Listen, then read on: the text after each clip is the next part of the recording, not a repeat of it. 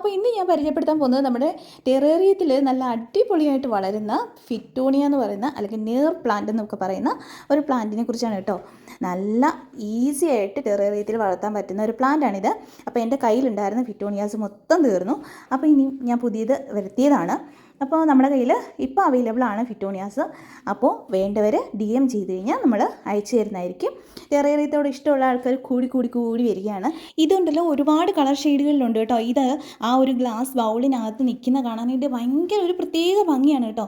പിന്നെ മിക്ക ഗാർഡനുകളിൽ ഇത് കിട്ടാറില്ല കേട്ടോ, കാരണം ഭയങ്കര സെൻസിറ്റീവായിട്ടുള്ള പ്ലാന്റ് ആണ്. ഒരു ദിവസം വെള്ളം ഒഴിച്ചില്ലെങ്കിൽ ഇത് നശിച്ചു പോകാൻ ചാൻസ് ഉണ്ട്. അതുകൊണ്ടും കൂടിയാണ് ഇത് ടെറേറിയത്തിൽ കൂടുതലായിട്ട് സെറ്റ് ചെയ്യുന്നത് കേട്ടോ. കാരണം നമ്മുടെ ക്ലോസ്ഡ് ടെറേറിയത്തിൽ എപ്പോഴും ഈർപ്പം കാണും. അപ്പോൾ ഈ പ്ലാന്റ് നല്ല അടിപൊളിയായിട്ട് അതിനകത്ത് പിടിച്ച് നിൽക്കുകയും ചെയ്യും. ഒരിക്കലും ഇത് നശിച്ചു പോവില്ല.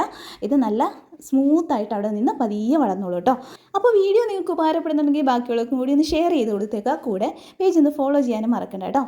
അപ്പോൾ ഇനി അടുത്ത വീഡിയോയിൽ കാണാം. ബൈ.